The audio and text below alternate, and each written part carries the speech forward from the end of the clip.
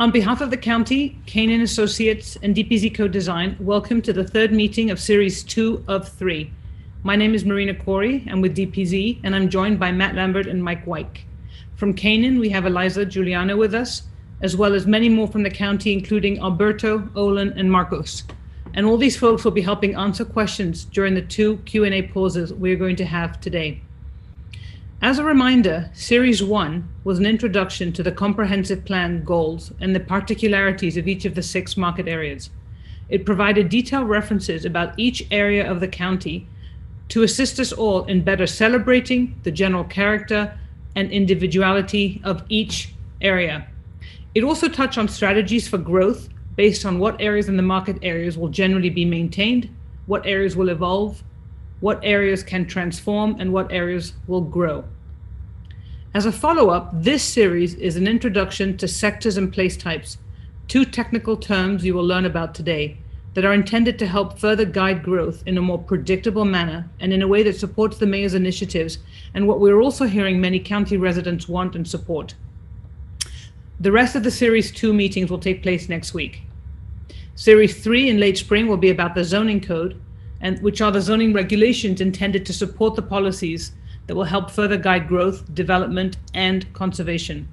So we look forward to your active participation, collaboration, and engagement with this team as we collectively map and describe the ways in which the county should grow over the next few decades and what it can actually look like.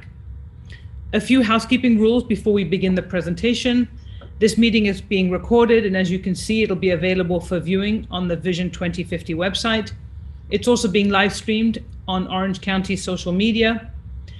Attendees may ask questions through Zoom using the Q&A button and through Orange County Facebook within the live stream comments. And we're going to do our best to gather them all and answer these questions as best as we can in the time frame that we have.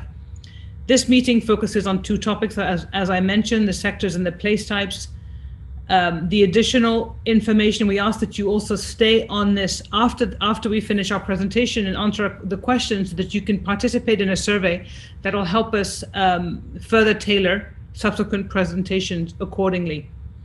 So a reminder to please stay involved, and the website again. And I'm now going to turn it over to Alberto Vergas, the planning director for Orange County.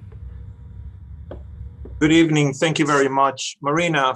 I appreciate everybody's presence tonight. I'm excited to be here with you. I hope you are as excited as we are to continue to engage the residents of Orange County to help us better plan the next 30-year growth horizon as Orange County continues to grow. And we want to be able to better understand the overall approach of this alternative way of planning has to do with raising to the very top the priority of the county's diversity. Understand how the county's different scenarios in every aspect, from lifestyles to topography, as well as development trends, have to really do with the sensitivity of some of those established areas in the county and how to interact with those established areas, and begin to focus a little bit more in targeted areas where it really makes sense. We are beginning to identify better tools for better defining those areas that should be targeted for growth in a very sustainable manner. We have started this conversation back in December of last year with the first series of the town hall meetings, where we introduced in a very detailed manner the market areas. Those market areas are really planning geographical areas in the county that, and we talked a little bit about the socioeconomic conditions as well as the historic conditions that got those areas to be what they are today. Statistical analysis was also shared in detail. And what the market areas help us do is really help us understand the general organization of this comprehensive plan. It helps us engage you as the residents. You're here in the core from the core market area today to talk about the specific conditions.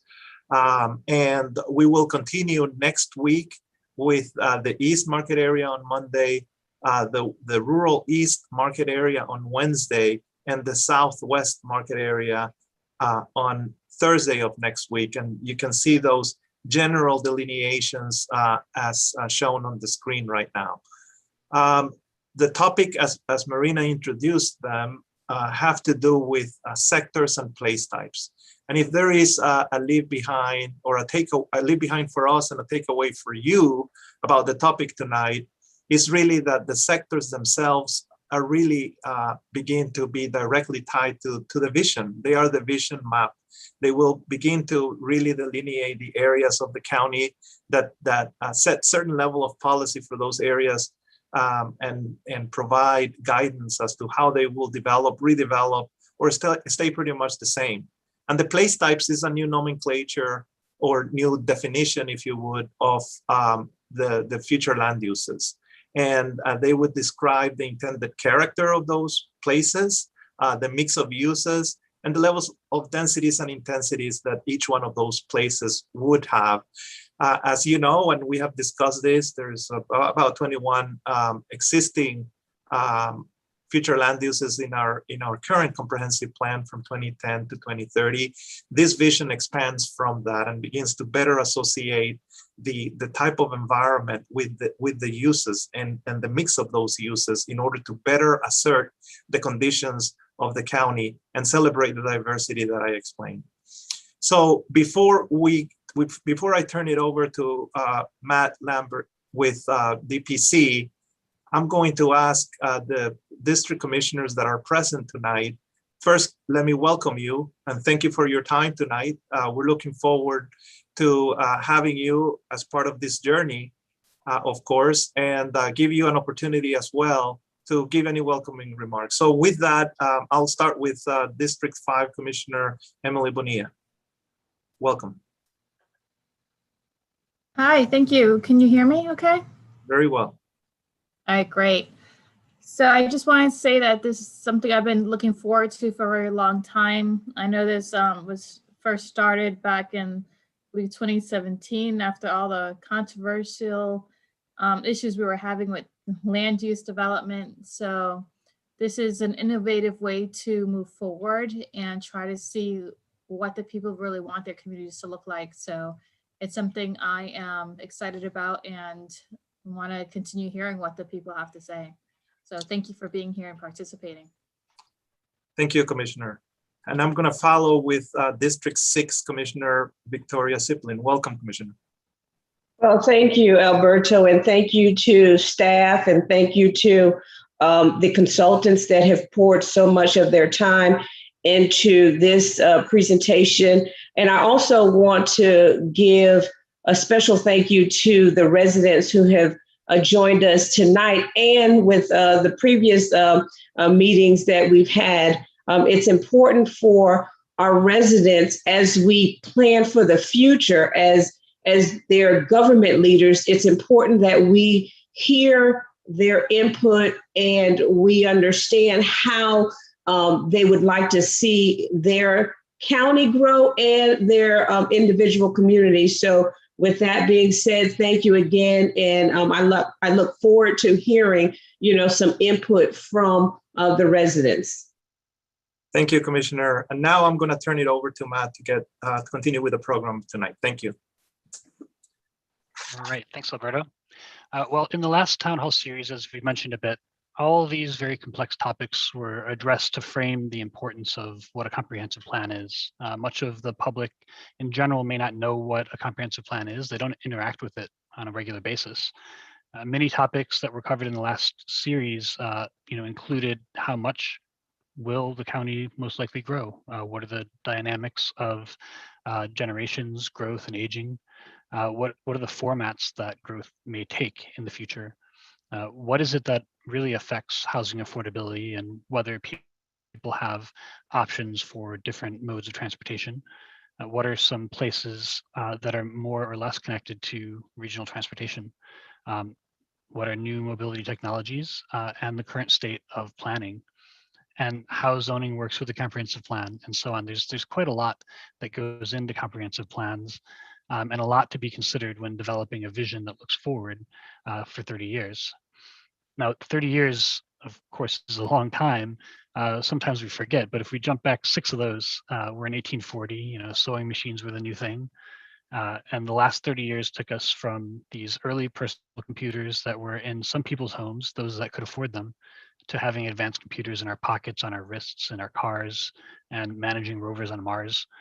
So where we go in the next 30 years, a lot could happen. And comprehensive plans are designed to take a look forward to that distant future, to determine our desires and to align all the policies and activities of the county towards a shared future vision. Of course, Orange County is a hotbed of innovation and home to a diverse and growing population. And as we look at growth management, we have to consider how to grow while protecting sensitive natural lands and to preserve the county's rural heritage, to grow in ways that increase equity and affordability, mobility options, and access to jobs, and places for friends, family, and of course, fun. So as a reminder, the current comprehensive plan was adopted in 2009. There's quite a lot of stuff in there, and Vision 2050 will also have quite a lot of stuff, but we really hope to make it more friendly to the public in general, to assure that we set clear expectations, to assure that you can understand where the county intends to go as you residents are helping to shape that. So today we're going to focus on growth and development policies in general, and the ways that Vision 2050 leads the county towards a future vision.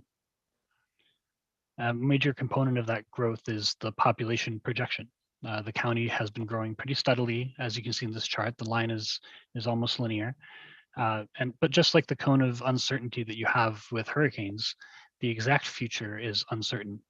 But we have a good idea of the general path, which leads towards significant growth in the next 30 years.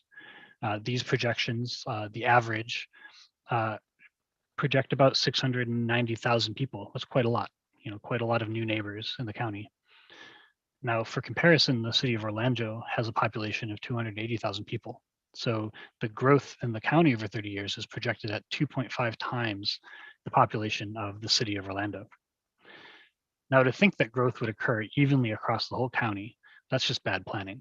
And to allow growth to happen in this form would be bad policy.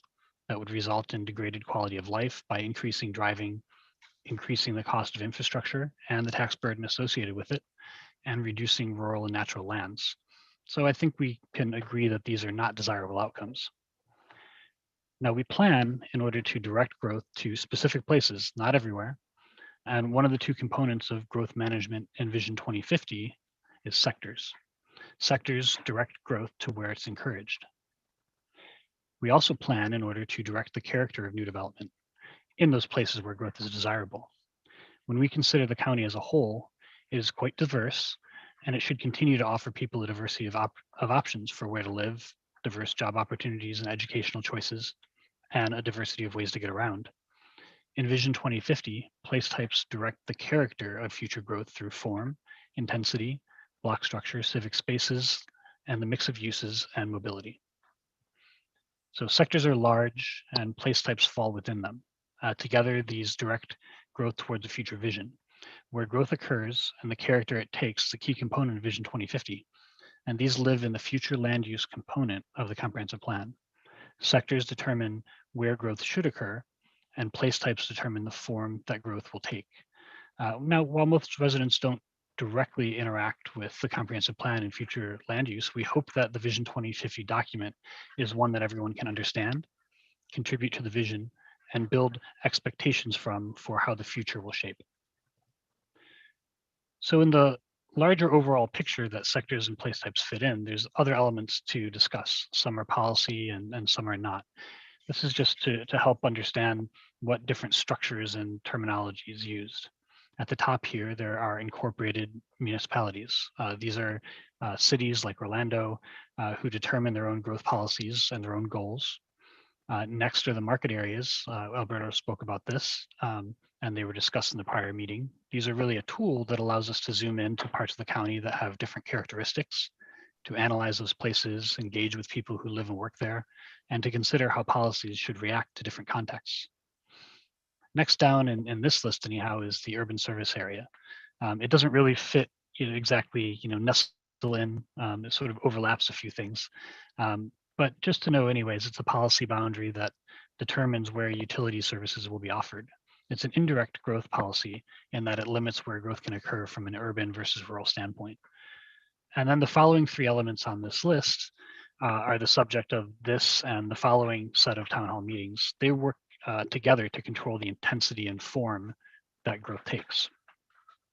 So today, as you've probably heard too much already, we're going to look at sectors and place types. And the next series, we'll look at Orange Code. That's closely tied to place types. So first, we'll jump into sectors.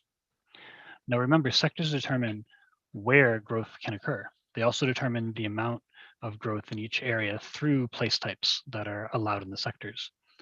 Technically, they're limiting the different place types, which are the new future land use categories. We'll look at these after the sectors. To understand the sectors, though, it's best to think about them determining where growth is directed. Here are the 6 sectors in Vision 2050 on the left.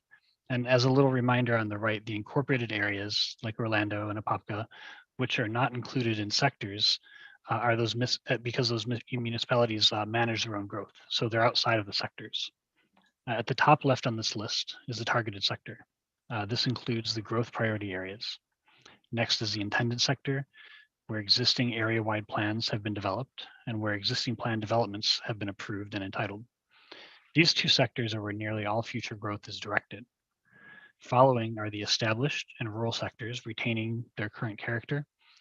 These areas may see a small amount of growth, but in general, growth is discouraged.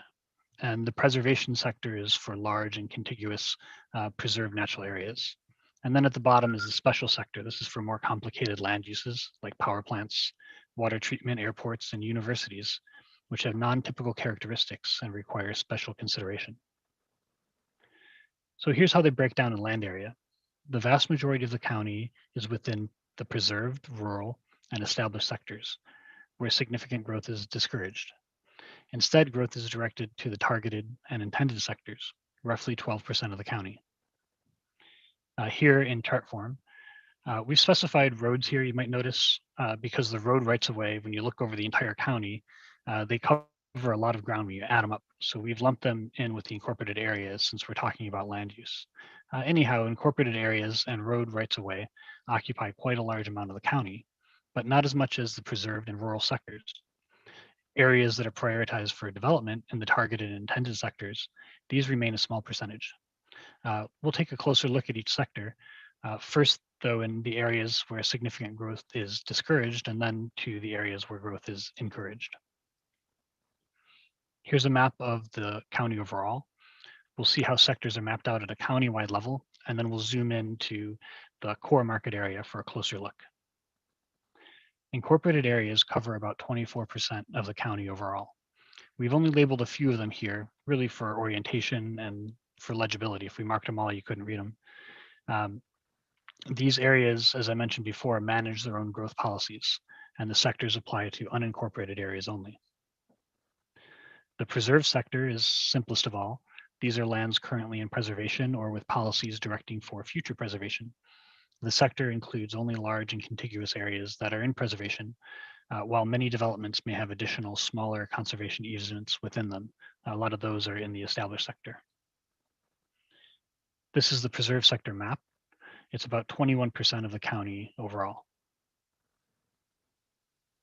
The rural sector includes lands in agricultural use, rural settlements, large undeveloped lands where growth is discouraged, and natural areas that are not yet in preservation. This is the rural sector map. Like the preserved sector, the rural sector covers about 21% of the county, oddly enough. Then the established sector. This includes most of the county's residential areas with a goal to maintain the current character. This is the established sector map, which are residential areas principally surrounding and in between incorporated areas. The established sector, this includes about 13% of the county overall. If you add these three together, you can clearly see the areas where growth is discouraged, comprising 55% of the county. Of course, we're excluding the incorporated areas in that number because they set their own rules. And if you have kids like I do, or you spend a lot of time around them, you may be familiar with the healthy eating strategy being used today called Go, Slow, and Whoa, encouraging kids to eat lots of healthy foods, the Go, not eat too many processed foods, the Slow, and very rarely eat sweets and treats, the Whoa. We can look at the sector map in the same light, with the Whoa areas where we want to discourage growth, like the preserved and rural sectors, the slow areas like the established sector, and then next we'll look at the areas that fall into the sort of Go area where we encourage growth. So the intended sector is a Go area. This includes places that have already, and already means before Vision 2050, that have already been planned for new growth, including entitled planned developments and area-wide plans. This sector represents about 5.5% of the county and includes places like Horizon West, Innovation Way, and Lake Pickett. And lastly, the targeted sector. This is where most new growth will be directed and encouraged. This sector generally includes existing commercial, industrial, and higher density residential land located along the county's major roadway networks and areas along its future planned transit routes. Here's the targeted sector map. It represents about 6% of the county. The targeted sector is heavily concentrated in the I-4 corridor and the South Industrial area, as well as major roadways leading to incorporated areas. Mapped along the major roads, the targeted sector is closely tied to future transportation planning, coordinating land use and transportation. This land use and transportation planning ideal is fully embedded in Vision 2050 and also in Orange Code. Both of those are exactly the type of planning documents that the new Florida DOT context standards are written to support. Together, the intended and targeted sectors are where growth is encouraged, about 11.5% of the county. To fill the gap is the special sector, a small amount of the county overall, including places like UCF, the power plant, the golf center, and other special places that are not what we call normative development. These places need special consideration and special rules. So altogether, we have a full sector map of the county. The map directs where growth should occur and how much should occur in any area. At this scale, it's hard to determine individual details of this, so we'll look at the core market area specifically. But first, just to remind on this Go, Slow, Whoa way of looking at things, sectors are pretty clear from this perspective, directing where and to what extent growth should occur. So let's zoom into the core market area now and see how sectors are mapped here. Now, most of the core market area falls within incorporated municipalities, the city of Orlando. The incorporated area covers 59% in total. And remember, again, I'll say it so many times, that cities manage their own growth policies and they're not managed by the county.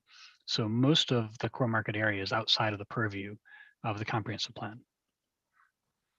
Here are those preserved areas comprising less than 1% of the market area, and they may even be small enough to handle at the place type level. As these maps are in progress, the sector map and the place type map, this type of discussion is ongoing.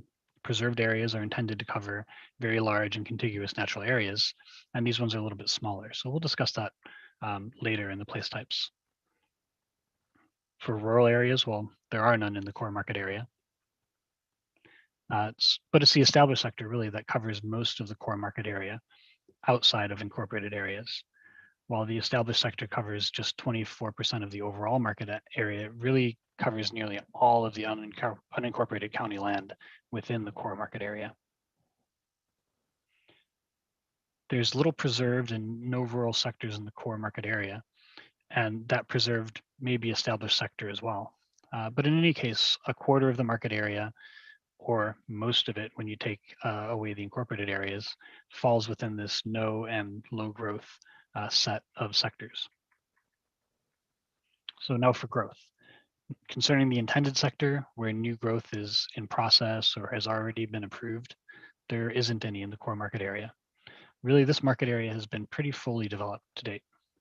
The only path forward with growth is infill, but being around the city of Orlando, infill along major roadways is a huge opportunity. That infill is prioritized to the targeted sector, at 9% of the market area. Here, the sector's intent is pretty legible, to cover commercial corridors along major roads and large commercial developments at the intersection of multiple major roadways. This strategy itself is heavily transit-oriented, aiming growth to places where it can support transit and support surrounding neighborhoods, but not to encroach into them. We'll touch more on this in the place types discussion later. From a go slow whoa standpoint, here's how the sector map breaks down in the core market area. Note that the missing numbers are the special sector and road rights of way, but in all, this shows that most of the area is incorporated, quite a lot is in the established or slow sector, and a little less than 10% is targeted for growth in the go category. Again, from a sector standpoint, this is the composite sector map. So I hope this provides a strong understanding of the sectors portion of this. Next, we'll get into place types and sectors influence place types, and we'll clarify this later. But before we move on, we want to see if there are any questions from attendees or viewers or items that the county or consultant team would like to add concerning the sectors. Marina? Thank you, Matt. There's a couple of questions, specific questions, but I also want to ask you some questions that we asked yesterday because I think it's pertinent to the discussion. So the first one is, since sectors aren't regulatory, why are they necessary? Why can't you just put down a FLU or a future land use on each parcel? Yeah, well, luckily I've changed some of the text later on, so we'll touch on that a little bit more in place types. But in general, it's that if you have no guidelines or guidance for how future land use should be applied, then it's really hard to determine when you're deciding on future land use changes if they should be allowed in one area or another. If it's parcel by parcel, like most future land use is considered, there's nothing that tells you that one particular property should be residential or industrial or commercial necessarily. So sectors and place types, they kind of zoom out from the individual parcel level and begin looking at larger areas. Place types, a slightly larger area, and sectors, a much larger area. And in those, we can direct which types of places and growth and uses should be encouraged. So the sectors take a broad look across the county and say, well, we want to encourage infill growth of high intensity in these areas principally, and not these areas. And here are the areas that we'd like to generally preserve the character of. And here are the areas that are rural. And those layer on top of the place types. And it's like a decision tree in terms of what is the appropriate future land use for that area. Because you don't want to willy-nilly just change the future land uses. That creates unpredictable growth and a lot of the land use problems that were referenced earlier. Thank you. And Marina, before we go to the next question, I was just sent a note that District 2 Commissioner Christine Moore joined us at the beginning of the program, and for some reason she was not elevated to the panelist, but I see her now. So Commissioner, welcome, good evening, and I just wanted to give you an opportunity as well to provide any welcoming remarks. Thank you, Alberto. This is a wonderful conversation, and I'm trusting that we have a lot of folks from District 2 participating, and it's very important to understand the terminology and the planning enough so that we can contribute and add ideas, and now is the time. So I just really thank everyone for participating, and thank you for making it so we could all understand it and participate. Thank you. It's encouraging to see commissioners participate actively in these sessions. So Matt, it was interesting to see the allocation, and I think this map is actually very revealing of where the targeted sectors are and where the established sectors are. But you spoke about targeted sectors encouraging infill, but we also know that the existing will encourage infill of a different kind. Maybe you can describe I know you'll get into it a little bit with the place types, but generally speak about the infill opportunities that exist in the existing sectors and the infill opportunities that would exist in the targeted sectors.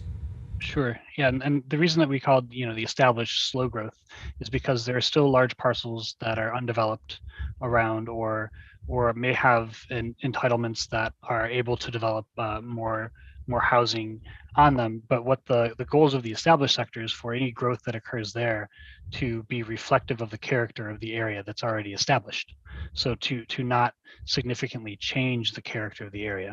So that growth would be like what is already in place, and because it's not at a higher intensity, it's at the same intensity. That's a much slower growth. So we describe it as slow, versus the targeted areas, which tend to, there are some undeveloped parcels in the targeted areas, but they tend to be more shopping centers that may have aged and have the ability to redevelop. You know, there's a 20-30 year time frame that they typically would redevelop in, and when those shopping centers and other uses along these major roadways, when there's pressure to redevelop, the targeted sector encourages them to redevelop with a mix of uses and in a form that supports transportation. So those are the higher intensity areas for infill growth. So it's into the targeted sector and not in the established sector. Both areas have land that could still be subdivided, some places that have never been developed, but it's really the attention to the character of the existing place and the intensity of that development that differs between the sectors. That's good. So the next question I'm going to direct to Alberto, because it's actually a good one. With the incorporated areas taking so much of the developable area, as Matt showed, it occupies 59% of this area. How can a plan be made without cooperating with those incorporated areas? It seems pretty piecemeal and not comprehensive. So, and I know you'll address that, Alberto, but maybe we can also speak about where there is cooperation, such as things like transit lines and all of that, but where there is, but they both operate on different systems, as Matt indicated before. So maybe you can elaborate on where there is alignment and where there isn't. But it doesn't mean that these areas, which are still significant, don't get to be thought of rationally and us considering how it should be growing over time. Yeah, thank you, Marina. Please keep sending all the good questions my way, please. Thank you for the question. I'm just going to say Orange County Planning Division and other divisions as well continue to engage the adjacent municipalities in quarterly meetings and impromptu meetings that happen throughout the course of the year for different specific topics. Whenever we have planning strategies that we understand may be adjacent to other municipalities that are drastic in terms of perhaps changing the approach towards growth, like in the case of the targeted sector, where we have common lines of transportation, a corridor that is perhaps in the transit place type category, where we're thinking of alternative modes in different ways when we speak about complete streets, and when we think about that outdoor room environment and how that's going to be designed. We don't want it to be piecemealed, which was part of the question, and I like that because clarification is needed where we understand that a corridor needs to have a level of transition. It may be, even though it may be a continuous element of transportation, there could be a slower transition where different densities and intensities could happen in an intense manner in certain areas that may be incorporated or unincorporated, and the coordination between Orange County and those municipalities needs to continue to be fluid. So we hope that as we plan for the next 30 years here, with all of your comments and help, we do our job. You can hold us accountable, planning staff and others from Orange County, that will continue to do our best level of coordination with the adjacent municipalities to have the best scenario in the built environment. Yeah, and I think it's interesting to look at the map that's up on Matt's screen. You see the major thoroughfares, especially on the northwest corner. You see how their growth is envisioned along to be targeted sectors. And in the southeast corner, where the street network is maybe not as important, it's more of an established character. But you do notice that a lot of the targeted areas are butting right up against the unincorporated areas, or the incorporated areas, I should say. So there's a couple of questions that people are asking, which I'm going to hold on to because they'll be more appropriate to be answered at the level of the after the place types, but we will speak to them. But I wanted to touch on one other topic and open it up for both Matt and Alberto to speak to, because I'm seeing two sides of a coin here, which is often the case. So someone said, what is the plan to offer affordable housing? Rents are over the roof, and buying a home, well, that is something that people don't even think about because wages aren't high enough. So we know that there's some serious movement on the level of affordable housing. On the other hand, there's another question that says, has there been discussion about where development should decrease to zero lot line development? More people on less acreage does not help. So there's a contradiction in those two questions. So I'd like you both to maybe, from a policy standpoint, but also from a planning standpoint, address these questions. Well, I can get started with the affordable housing side of the question. Mm-hmm. The Board of County Commissioners has accepted a 10-year action plan, and it's called Housing for All. Within that action plan is basically specific recommendations and strategies that address the next 10 years in a way that it directly points to our land development code, identify the barriers that exist today for the development of affordable housing solutions, and begin to eliminate, it addresses ideas and opportunities to begin to relax and eliminate some of those barriers for the incorporation of affordable housing and attainable housing, those much needed product types, if you would, that are needed for the workforce, and the incorporation of those product types in adjacent to established neighborhoods is a very well-known strategy that is implemented or addressed not only countywide but at the state level as well as the nation, and it's called Missing Middle.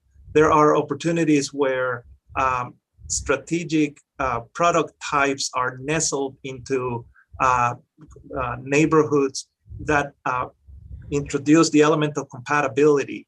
It's really hard to tell if an affordable housing, an attainable housing solution is nestled into established neighborhood or adjacent to it as a transition, in order to create much more opportunities for a much more vibrant community in that regards, and desirable in many different ways. What we try to get away from is what used to be the only solution many decades ago, where you had only a standalone product for an affordable housing solution, which used to be the projects in other states. But we want to move away from those one-way solutions and begin to look at all of the diverse opportunities here. 86,000 units is projected to be part of our environment in the next 10 years. And 35% of those 86,000 units is intended to go towards housing affordable solutions. And the task and the challenge is that this 10-year action plan brings not only those regulatory incentives in which it engages the development community to address some of these solutions, but it also addresses financial incentives. With a housing trust fund, unprecedented in Orange County, has already been adopted by the Board of County Commissioners to help incentivize the development of affordable housing and integrate those in ways that we haven't done in previous years. So it's very robust and very focused in the targeted sectors and in areas of transition as well. Thank you. So I actually do have a couple of things to add, if you can believe it. One is about some of the aspects of the cost of development, and we'll be getting into this when we look at Orange Code, but a big piece there has been to try to streamline the development process by making clear the expectations of the outcome of development from a zoning standpoint, and to make the process of getting to approvals, especially for smaller projects, much simpler, which then saves money on the back end and contributes less to the overall cost of development.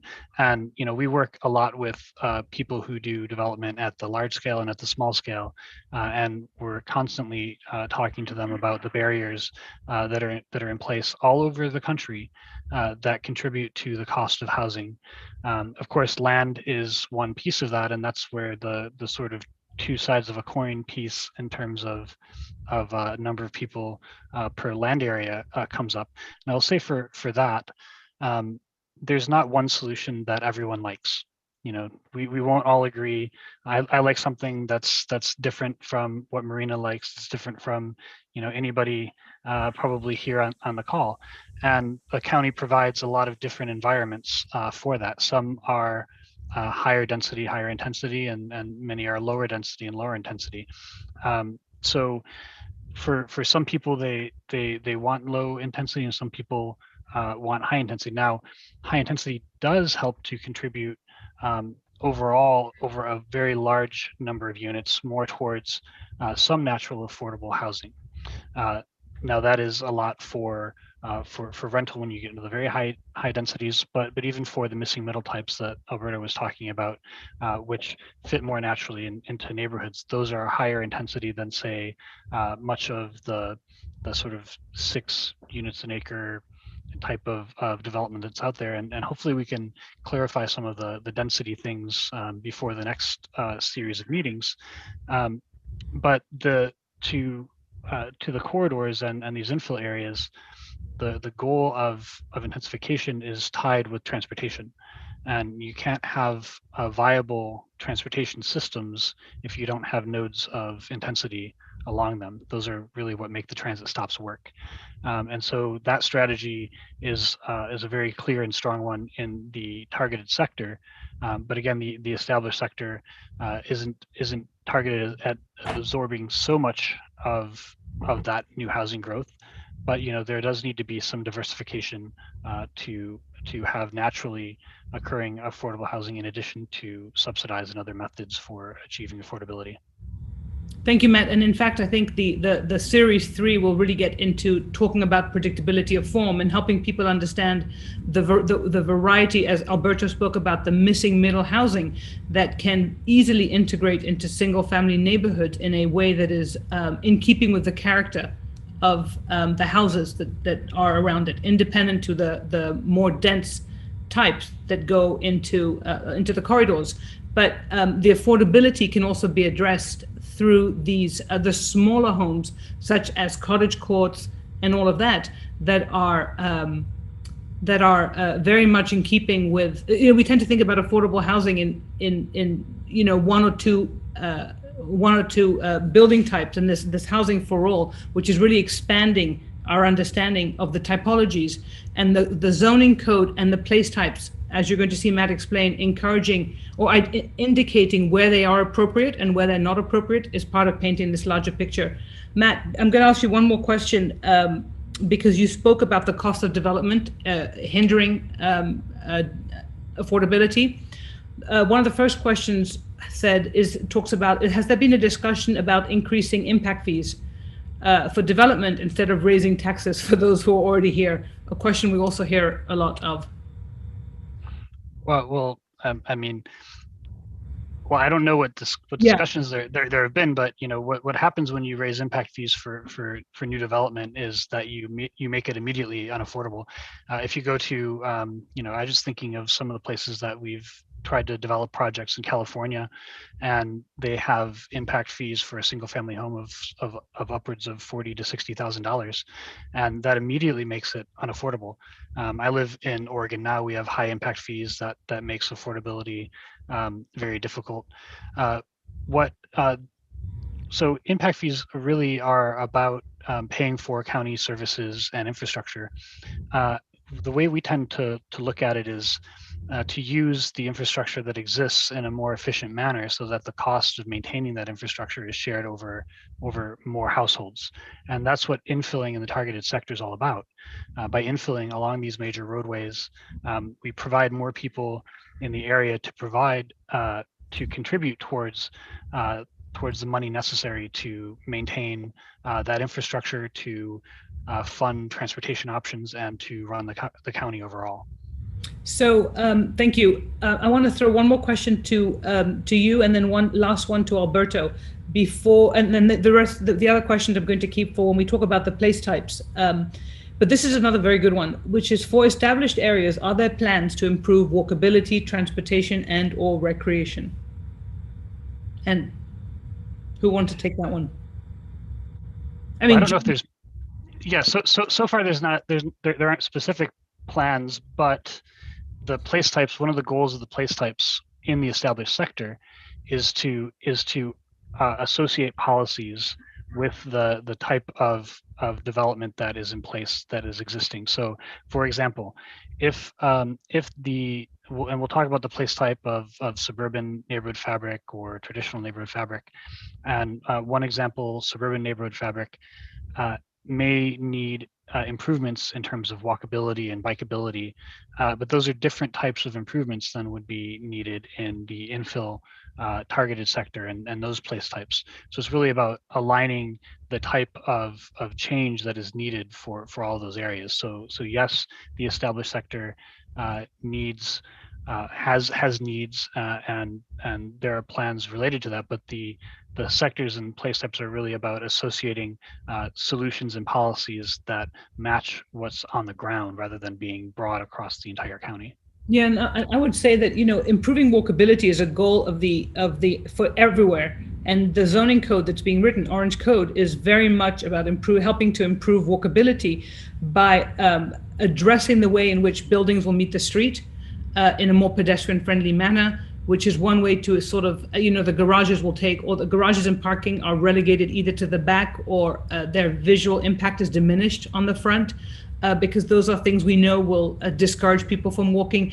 You know, new communities will have to put sidewalks in on both sides. I mean, all this kind of stuff the whole code is intended to encourage walkability.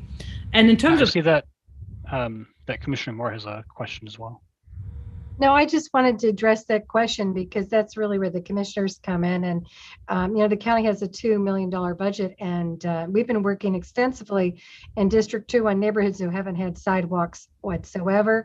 And then through our R&R fund, Public Works does a fantastic job of maintaining the roadways, coming back out to deal with sidewalks that maybe have been raised and you need to be shaved down. And so if they ever have a problem, they can call one of the commissioner's office or use 311. But I find the county does an excellent job in some of these established areas.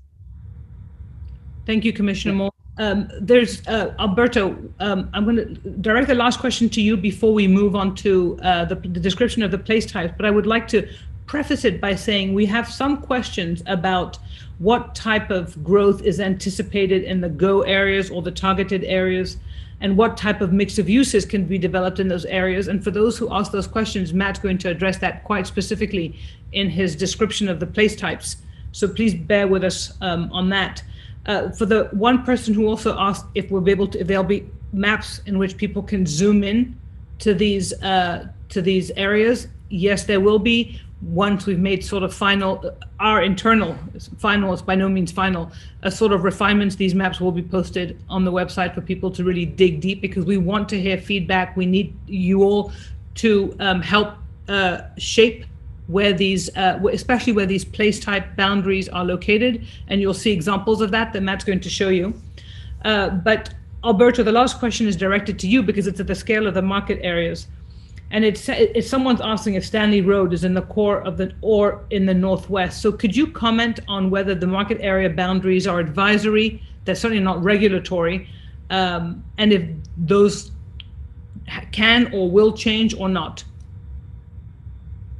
So the market areas are not regulatory. They will not be necessarily an element in the comprehensive plan that would be identifiable other than a map that makes reference to them.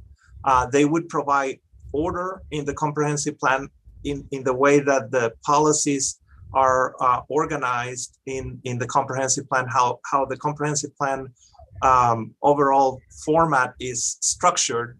So it will help us orient each one of the policies for growth, for the different conditions of scales in the county, and better understand the context of the county in that manner. So it is an organizational factor, if you would, that plays a very important role in this process. We're engaging everybody today in a very context-sensitive manner.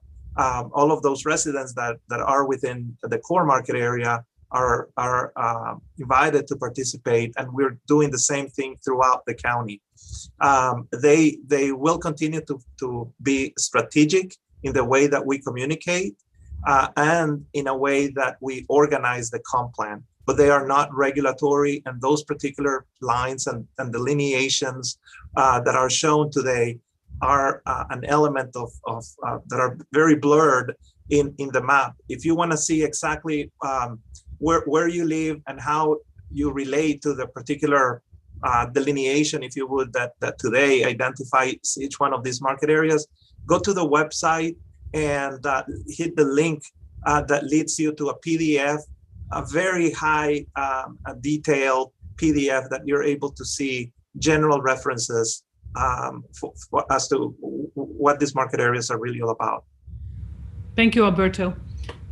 So Matt, I'm going to turn it over to you, back to you now. We'll keep the rest of the questions for the place type descriptions because a lot of them relate to, can you help further understand, how the targeted areas grow, how the established areas grow? So it's a perfect introduction to the place types. Yeah, sounds good. We've found that the sector brings up questions for the place types, right? So let's look at place types. We covered sectors first because sectors help determine which place types should be allowed in any given area.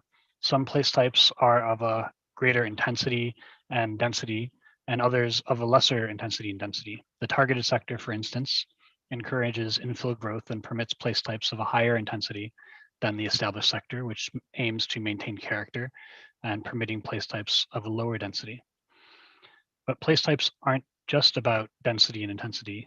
They also determine how growth can occur through physical characteristics like height, block structure, civic spaces, the mix of uses, along with the density and intensity that are common in future land use.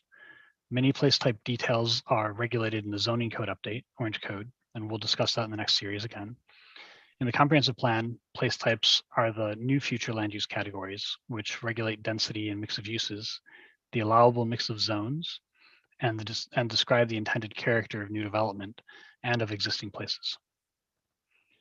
Place types are organized into 4 categories. The urban place types, which are applicable within the urban service area, the rural place types, which are applicable outside of the urban service area, open space place types, which cover natural areas and the county's larger parks, those are kind of everywhere, and special place types that are similar to the special sector, areas that need special rules or considerations, like universities, industrial districts, theme parks, airports, and utility areas. So like the other, we're going to go through the simple stuff and then get to the hard stuff. So first, the open space types, they're really the simplest. There are 2 types here, parks and recreation and natural areas. Both types can be located in any sector. Now on the right, you'll notice some dials. These are just to help compare one place type category from another in terms of relative access to transportation, relative density, and relative preservation of landscape. So you can look and see the dials, and the natural areas are all about the landscape preservation, but really not at all about density or access so much. But parks and recreation line up differently. When we get into the more urban types, then you'll see density and access are higher and landscapes lower. They're really to compare one to the other. So again, parks and recreation, this covers the larger county parks and recreation facilities. They may be in any sector. in the future, and many are there today. These enhance the surrounding area, and they tend to be near built-up places, most of the parks and recreation pieces. Now, the natural areas are places set aside for conservation. The preservation sector, preserved sector, is full of natural areas, but they're also found elsewhere in other sectors, typically within, say, a larger development plan. So those ones are simple, and we'll look at everything on a map shortly. Now we'll look at the rural place types. These also are relatively simple. Again, not in the core area, but we want you to understand the full menu of place types. The rural types are divided into 3 categories, and they're all located in the rural sector. These are all low density or very low density in character, with landscape and regional character preservation as a goal. Rural villages and hamlets are walkable places within the rural landscape, surrounded by land in rural use or natural areas. These places are rare, but they provide necessary services and some increased transportation access in the rural landscape. The rural villages and hamlets offer a degree of walkability by clustering development while preserving rural lands around them. Rural settlements should be well known. These are the very low density developed areas within the rural landscape that exist today. In general, these are intended to be preserved in their current character. And then rural lands, these are the areas that we think of when we think of the rural environment. They have little to no development, and they're primarily in agricultural or pastoral use. So those ones are pretty easy. This one is too. The last easy one is a special place type. And just like the special sector, these types don't fit into the urban or rural categories, but they're key components of Orange County. These places require special rules and consideration. Here's 3 examples: industrial, institutional, and entertainment place types. But there's a few others like airports and utility facilities. So we just kind of group them together. They're things that are necessary and integral parts of the county, but they're not really so much about development. And finally, the urban place types. These types are the more complex of the overall place types. And so we'll focus on these details to try to help you understand them better. The urban types are further divided into 3 categories. There's centers, there are corridors, and then neighborhood fabric. Each of those categories, and don't worry, we'll dive into them each of those categories has 3 types within them, totaling 9. While it seems like a lot, it's not that many in terms of future land use categories. The structure, we're keeping it as simple and organized as possible. And the goal is really to be able to communicate the vision and expectations to the public. Centers are the most intense of this type, as you can see in the density piece, but that also means they have the most opportunity for transportation access, for example. So they're the most intense, and centers also are fully mixed use and at the higher end of density relative to other place types. Corridors connect those centers together.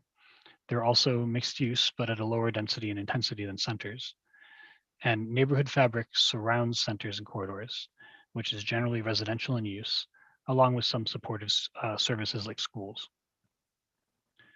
So this is a typical diagram to illustrate the ideal structure. Centers are typically located at the intersection of major roads.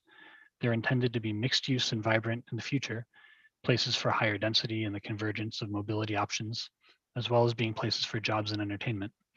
Today, these are mostly shopping centers along major roads, but they will be encouraged to infill with housing and additional non-residential uses, along with civic spaces like small parks and plazas, to become vibrant places in the future. The lowest intensity is the neighborhood center.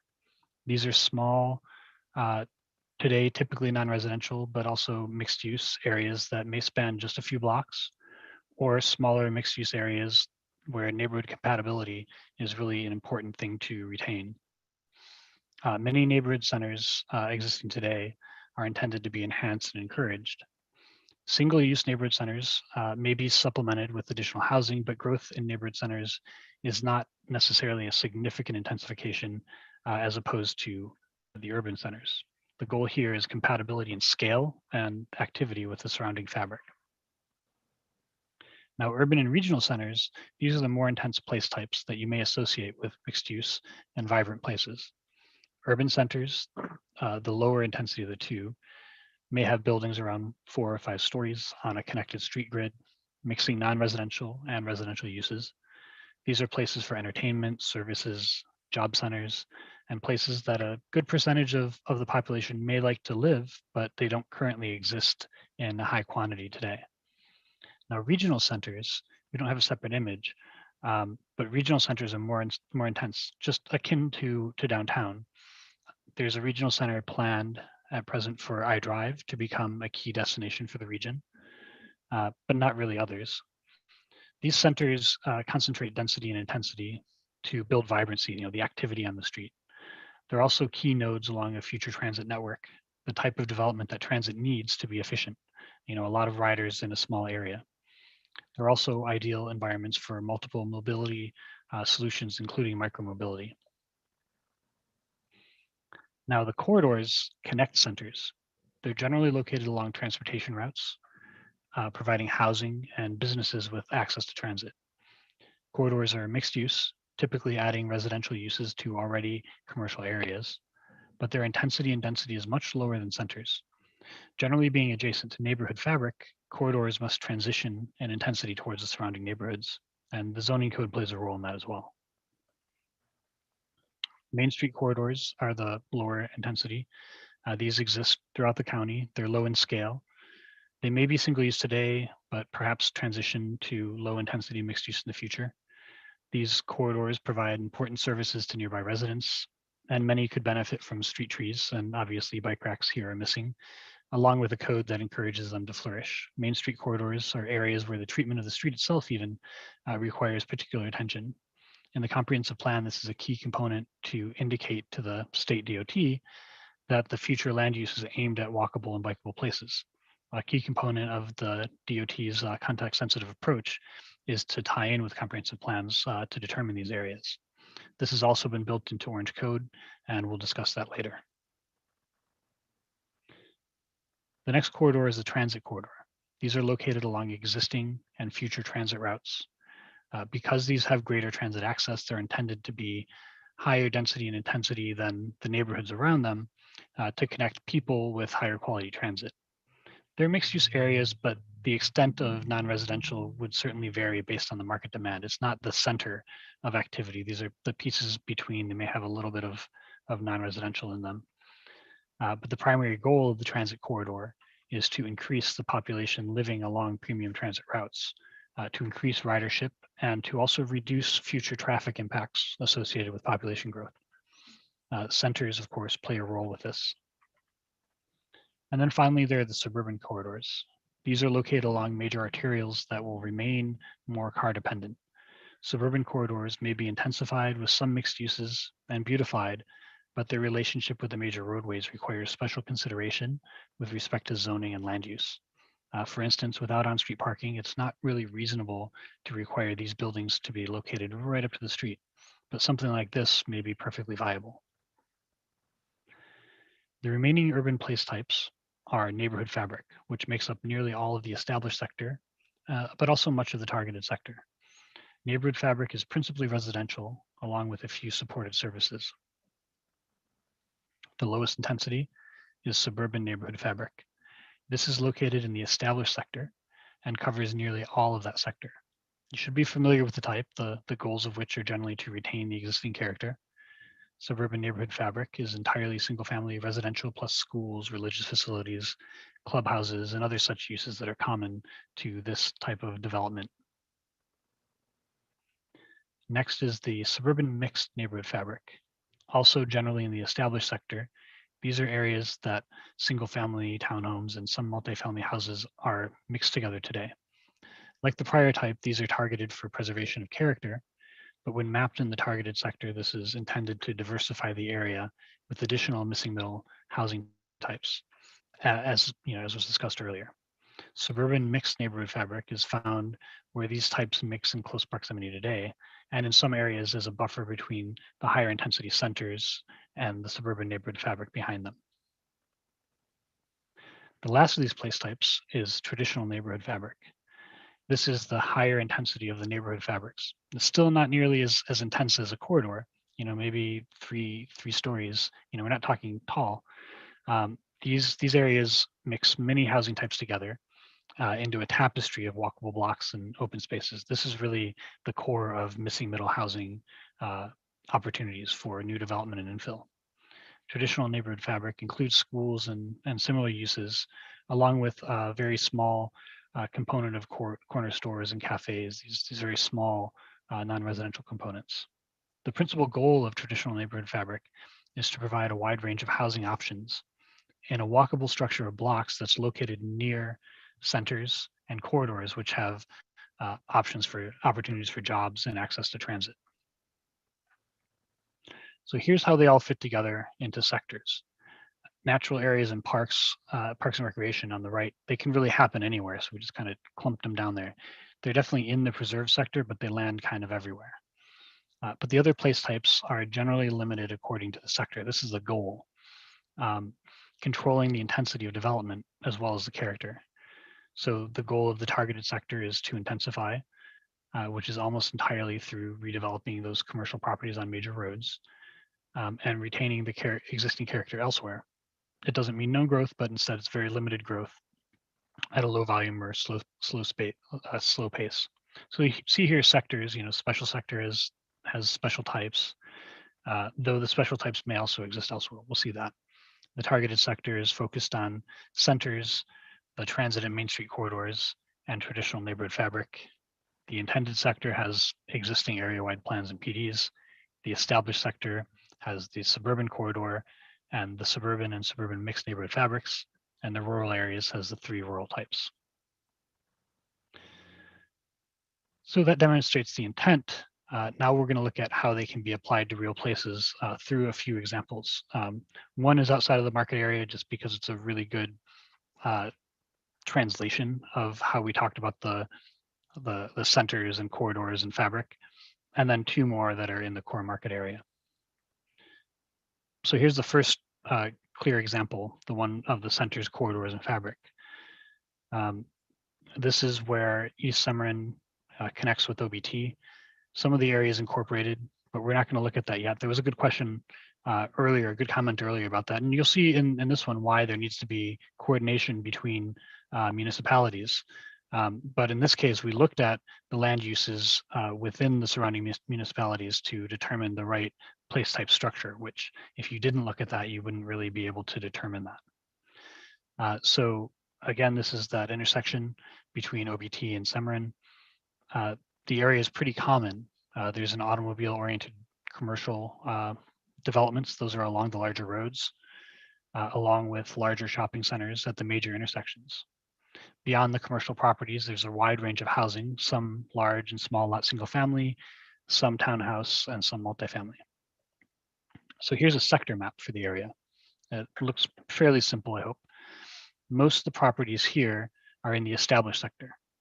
That's the sort of tan color, with the targeted sector located along the major roadways, plus a small node of existing commercial that's on the north on Thompson.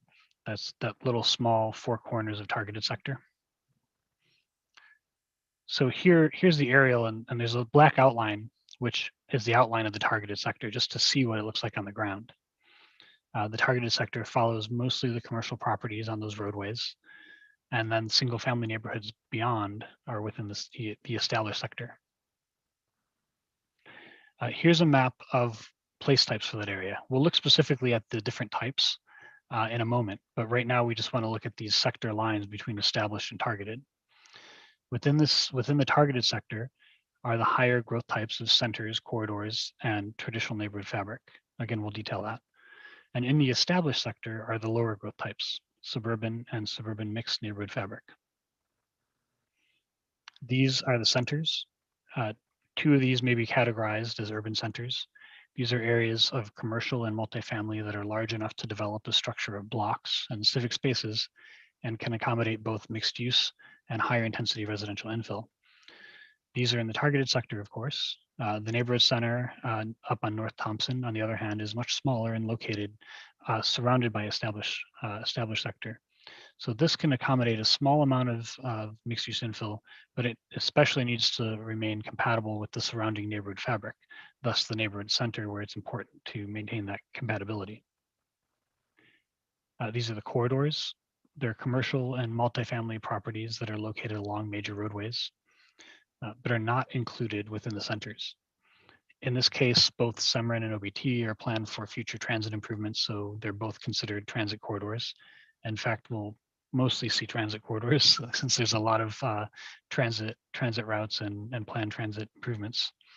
The transit corridors encourage more residential and mixed use infill than the suburban and Main Street corridors, again, to have population near the routes of transit. The remaining area is all neighborhood fabric. The majority of those properties, neighborhood fabric's divided into suburban in the light yellow, suburban mixed in the light orange, and traditional in the dark orange. They're differentiated by density, where suburban neighborhood fabric is the lowest density and traditional fabric is the highest density. Also in terms of mix of unit types, where the suburban fabric has principally single family homes and the traditional fabric has that full range of missing middle types. And the suburban mix is in between. So all of these, of course, are lower density than the corridors and centers. So when we look back at the place type map, this area clearly demonstrates the centers and corridors framework that we discussed earlier. The framework is important as we look to encourage more efficient transit functionality and increase ridership. Transit functions best when there are nodes of mixed use activities, those are the centers, that are connected in lines, which also lend energy to ridership on the corridors. Now here's what it looks like when you take out the incorporated areas. It's much more difficult to discern the pattern if we had just shown it as the unincorporated county. So the sector and place type mapping has to be designed in consideration for the land and municipal incorporated areas. Then we're removing them from the map to create the county's sector and place type maps. These, of course, as we said, they'll be shared on the Vision 20 website in the coming months as the first draft is put together. And you'll see shortly that there are a number of options and pieces that will be receiving feedback from the team as internally as we work through these and then release to the public for comment and recommendations. Our hope is that the place types can make it easier to think about what the future land use directs in terms of future vision and helps you all in decision making in terms of determining what's appropriate. So here's a specific example in the core market area. And just a warning, this area is complicated. So the mapping is complicated. There's roads going every which way. The rail line snakes through. You know, this Lockhart area is really kind of strange. It's hard to figure out from a mapping standpoint, but hopefully this demonstrates how the place types can clarify the future goals. You know, there's an odd mix here of various housing intensities, industrial, commercial, and all sorts of things going on. But the sector map's not too difficult.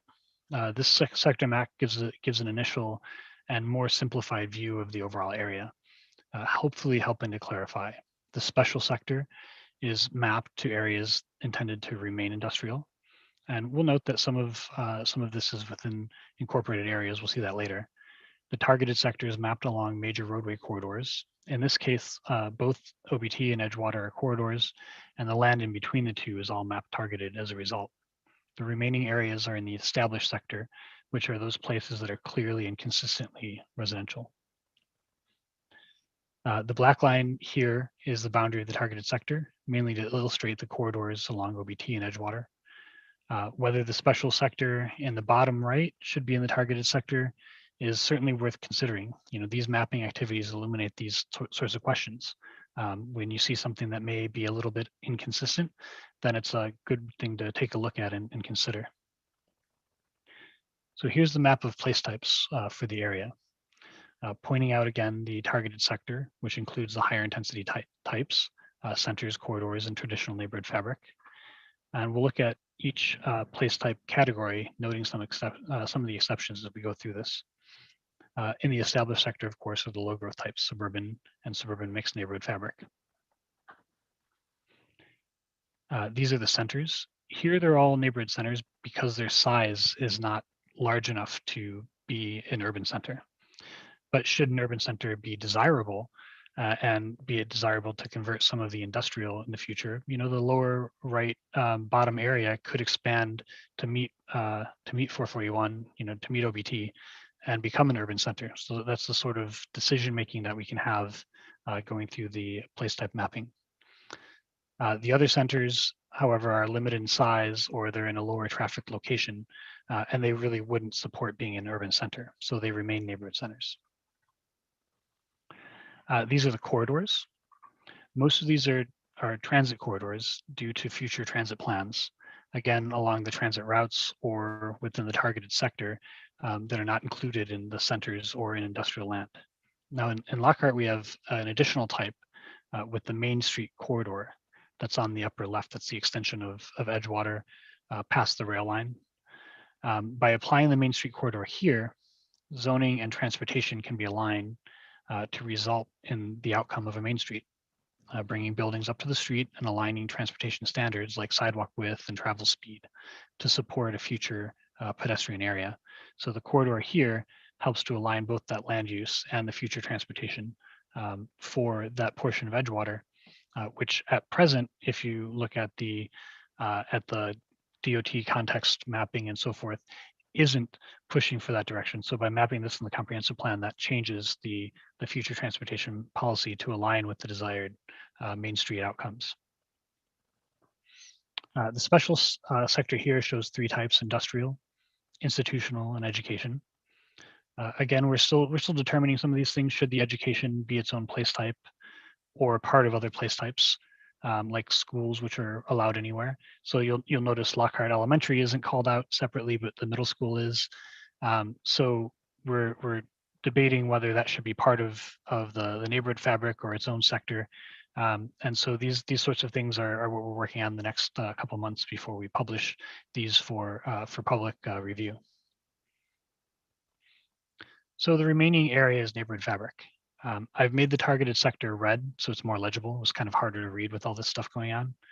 The deeper orange is traditional neighborhood fabric, which is entirely within the targeted sector.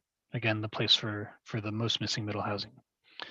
And this is how the sectors guide place types. The traditional neighborhood fabric, a higher intensity, is mapped on the non-single family areas in the targeted sector.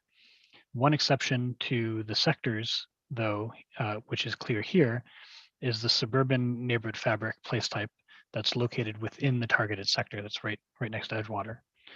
This area is mapped for preservation of the existing character. So while it's in the targeted sector, the sector is not regulatory, it's advisory. Outside of the targeted sector, however, you're just going to see suburban and suburban mixed neighborhood fabric that reflects the existing character of these areas. But as an advisory piece, we look here and we say, well, that seems like it's out of place, that suburban fabric. Let's double check. Should it be like that? And here's a single family detached neighborhood that may want to be preserved as such, and that's what this map shows. So here's the composite map, and we take out the incorporated areas, which there's not a lot of them. The area is pretty complicated, so the map doesn't immediately read as clearly as the other one does, but hopefully we might be able to adjust some of the colors before we publish them to really clarify the centers popping out and the corridors connecting them, and then the fabric behind at different intensities. Just to compare, this is the existing future land use map of the area. The main difference is that the new place type map creates areas that are more consistent. So while land uses change in an area as complex as this, they're grouped more broadly rather than changing for each parcel. So on this map, there's more variation. There's not as much consistency over larger areas versus here, where there's more consistency in land use. The types in this mapping of place types and future land use have clear rules. So when changes to land uses are requested, as we discussed in the questions, they can be better evaluated. Right now, there's really no rule to suggest that a property should be one or another use. So with the sectors and place types, the land use is evaluated based on the sector first, and then upon the location on a corridor or in a center where applicable, or this place type that's surrounding it. So the goal is greater consistency and to coordinate land use over a wider area, not just individual properties, so that we're creating places and maintaining places that exist. So here's one more example in Pine Hills. So at the intersection of Silver Star and Hiawassee and Pine Hills Road. This one is also fairly simple. The sector map is pretty clear. There's the targeted sector, which is around the commercial properties that are on Silver Star, Hiawassee, and Pine Hills. Everything else is the established sector, though there is that strange special sector sitting there, which is on the communications tower. So here's the black line, which is the boundary of the targeted sector, identifying mostly commercial parcels along the major corridors. Now it does jog a little bit, and that's because there are single-family detached neighborhoods that come up to Silver Star or cross Silver Star. So the targeted sector kind of jogs around those so as not to change their land use in the future. So here's the place types for the area with the outline of the targeted sector. Within the targeted sector, like the others, are the centers, corridors, and traditional fabric. And the established sector are the mixed, the low growth types, the suburban and suburban mixed neighborhood fabric. I will note that the special sector here, you'll see that we mapped it as suburban mixed neighborhood fabric. That would indicate that should the communications tower site be redeveloped sometime in the future, that it should be suburban mixed neighborhood fabric because it's in the established sector, but it's a large infill property, so it should maintain consistency, compatibility of character with the surrounding areas, but it would be a place to encourage for some missing middle infill. Now, some other things that pop out here is, on Powers Drive, there's a little bit of transit corridor mapped up there. Maybe that's not actually transit corridor. I know it's a commercial property. So these are sort of questions that when you start to map, you can say, well, that seems odd. Let's take a look and see why that is. But if you look at the previous version of future land use, it's really hard to make those things out. So here are the centers. These are mapped as neighborhood centers due to their scale. It could be possible at Hiawassee or Pine Hills that those would be urban centers, and the neighborhood center here in the middle may be maybe a corridor, a transit corridor. But in the translation from existing land use, we end up with 3 neighborhood centers along Silver Star. And then the corridors, just transit corridors in these examples. As I said, that little bit on North Powers looks weird when we separate it out. And so by looking at the rules of the place type, and because these types have rules, we can evaluate whether it's appropriate based on sort of looking at that. Well, here's the rule. Does that seem to be in the right place? But in terms of transit corridors, you can really see Pine Hills Road demonstrates that. Of course, the gap in Pine Hills is where the center is, and the corridor is outside of that, covering that drive as a corridor. And here's the special place types. And they're not all in the special sector, and they're principally in the established sector. So these represent the open space type, special place types like education, the natural areas type, especially the Parks and Rec, the regional trail there. And so the remaining areas, neighborhood fabric. The deeper orange, like others, is traditional neighborhood fabric in the targeted sector, which is higher intensity and mixed use. Not mixed use, mixed housing types, missing middle. The remaining is mostly suburban neighborhood fabric with some suburban mixed neighborhood fabric. Again, the communications tower, like I said, is there with the suburban mixed fabric in terms of its redevelopment potential. So here's the composite map with the incorporated areas. There's not much of it. In this case, most of the area is unincorporated Orange County, so the sectors and place types would be applicable in the area. So hopefully these examples help to point out the differences and understand the differences between the types and how they might be applied to direct the character and intensity of future development, and that there are options as we build these maps to try to build clarity and predictability into the future. So these will continue to be refined and they'll be posted for public view before long. So today we've covered a lot of ground in terms of sectors and place types. You know, it may not be too many things, but you know, getting new concepts, you want a while to absorb that so that you're really able to converse and discern whether you think the maps are correct or should be modified. So, you know, our goals, sharing these comprehensive plan concepts so that the public can interpret the maps that are released for review and ultimately interact better with the comprehensive plan. So again, a survey is going to be shared to capture specific feedback and absolutely check on the Vision 2050 website because there's more surveys there as well. And again, we'll jump into the Orange Code in the next series of town halls and how that Orange Code connects to these policies of sectors and place types. We'll leave up this last graphic that correlates the different place types and sectors. And of course, as we've discussed, sometimes there's place types that are applied outside of the sector they're intended in. So, right, for close evaluation of the choice in that specific situation. But now we'll have a second round of Q&A and discussion. So again, put the questions into the Zoom Q&A, and we've been monitoring what we can on social media, and I'll turn it over to Marina for questions. Thank you, Matt. I'm going to start with one of my own before I go into everybody else's, because I think some people would be interested in knowing this.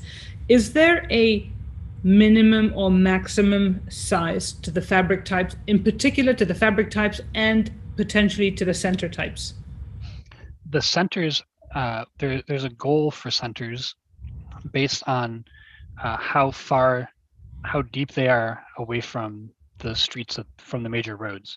The reason that there's that goal in the centers is that when you are deep enough, you can start to add additional streets and create a gridded network of streets and blocks that then, you know, becomes a larger place. If you're not big enough, then you fall into a smaller category like the neighborhood center. Neighborhood centers are still centers, they're still places of mixed use activity, but they're not quite large enough to have a grid of additional streets, so they function differently. That's one type that has certain characteristics of scale. The other are the corridors, and those are mapped at a certain distance, and it varies, but you know, between 200 and 500 feet from the corridor itself, because parcel lines are jagged, and you don't want this crazy corridor that's going all over the place just because nobody subdivided this like 20-acre parcel that's super deep. But that sets a goal for drawing the line of where the corridor is located off the corridor. In terms of the neighborhood fabric, those don't have any specific minimums or maximums in terms of their area. We'd like to group place types by pedestrian sheds, these walk sheds, like how far people can walk in 5 minutes, in 10 minutes, in 15 minutes. But that to understand the places in terms of walkability from that scale, that's really about the mixture of how frequently do you have a center and how much neighborhood fabric, you know, where are the centers located in reference to the neighborhood fabric. Now in the neighborhood fabric, those different types really have more to do with, say, transitions of intensity from the more intense centers and corridors towards the less intense suburban fabric. Though it doesn't always work out exactly like that, because in general, the goal for most of the single family fabric is not really to rock the boat there. And so there's a lot of suburban neighborhood fabric that is sort of coming into these corridors and so forth that remains suburban neighborhood fabric, because there are other areas where infill will have an easier time with compatibility. Okay, and so I'm going to piggyback on that. Two questions that I reserved from the first session to now, which is, I'm going to group them together. what type of growth is anticipated and what type of mixed uses are anticipated in the targeted and grow sectors. And so I think maybe you can speak a little bit to the correlation between these place types and now the zoning categories that are going to enable certain building types, which will be a presentation in series 3, but at least paint a picture of the mix of building types and uses that these place types are intended to encourage. Sure. Well, and first we talk about compatibility, and compatibility has more to do with the size of buildings, the height, how big they are, how much of their property they take up, more so than the specific use in the building in a lot of instances. And that is, there's some uses, industrial uses in particular, that you try to separate, that you want to separate from housing in general. But a lot of other uses, like a grocery store or a restaurant or the pharmacy, those are perfectly compatible with residential. But the question is, what is the building like? Can they occupy the same space effectively? Now, if we're on a grid of streets and the buildings are all 3 stories, and the pharmacy happens to be at the ground floor with some apartments above, and there are other buildings of that character around them, then that's compatible.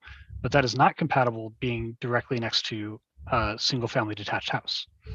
And what we do in terms of compatibility between the place types and the zoning code is to group things by intensity of activity.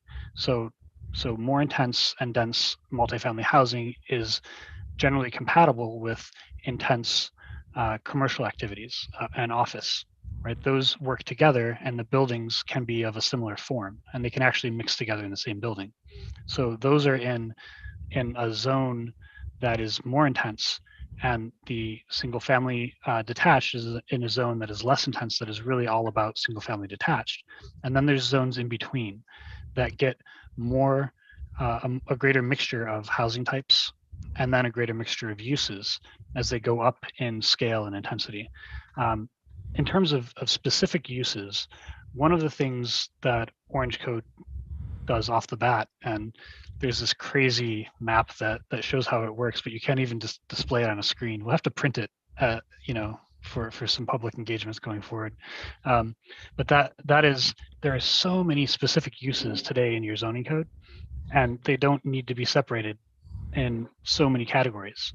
So one of the first things that Orange Code does is to simplify the categories by grouping similar uses together into more generalized categories. Now that makes it easier, especially on the sort of land use and business side. If I want to change my business from a nail salon to a barbershop, does that really need to be a separate use? But today they'd be a separate use. So we're grouping those sorts of things together and then connecting them in a compatible way with the type of housing that they work alongside. Now, most things in the mixed use are lodging, hotels and bed and breakfasts of different scales, restaurants and food service of different sizes, grocery, general retail like clothing stores and nail salons and hairstylists and so forth. Like all those general uses that you might find on a main street or in downtown Orlando, those mix perfectly well with housing, generally multifamily housing, a lot of times in the same building. So those are mixed together in the centers. And then in just next to the centers, this sort of traditional neighborhood fabric, that's where we have smaller scale buildings. So the height and the setbacks become similar, but you may be able to have a few townhomes or a duplex, or say a building of 6 multifamily units or 4 multifamily units, and maybe some small single family houses on small lots or cottages, right? But those can all mix together, and perhaps a small cafe of 1,000 square feet, not a 5,000 square foot, shopping grocery store, not a Starbucks with a drive-through, but just something small that you would allow to be in that type of environment. and then down to the sort of lower end of the scale, which is purely single-family residential. And so we try to align those in a way that they transition as smoothly as possible from the more intense to the less intense, which achieves compatibility through that transition. Now, the zoning code sets up some of those transitions, and they're also embedded in the place types. And we talked about that in terms of the corridors. That's right. So the next question, I think I'm going to direct to Alberto, which is, can you just, well, the comment is, thank you for presenting such a well-considered and understandable growth framework. Thank you to the person who wrote that. But can you describe how Orlando's future land use framework and growth patterns informed your planning approach or your plans approach? Well, there are different examples that we continue to observe in terms of how Orlando planning approach influences the unincorporated areas of Orange County. Adjacencies to downtown, for example, and compatible areas in terms of densities and intensities, and how to continue to coordinate the corridor environments. The corridors, again, I just want to emphasize, and I think having the city of Orlando adjacent to this topic is really, really important, is the fact that when we think Orange County's Vision 2050 continues to think of corridors themselves, those become future land uses. When we think about transit corridors, when we think about Main Street corridors, they really begin to be future land uses in ways that we haven't really detailed in the planning process before. We speak of walkability as a guiding principle, but we also need to think about sitability when you are able to sit and enjoy the specific public realm environment. We need to think about transit environment, transability. You know, how are you able to not depend only on your automobile to be able to interact with that particular place? So I think that the constant dialogue between the city of Orlando and Orange County at the planning level with downtown densities, intensities within International Drive, what happens north of Carrier or Sand Lake Road, where there are the boundaries, and those are not hard boundaries. We continue to coordinate in ways so that the experience is fluid between unincorporated to incorporated areas. So and other corridors as well. Summerlin Boulevard is another example where we continue to think about the way to design, master plan, and envision the growth along those corridors for the next decades. Thank you.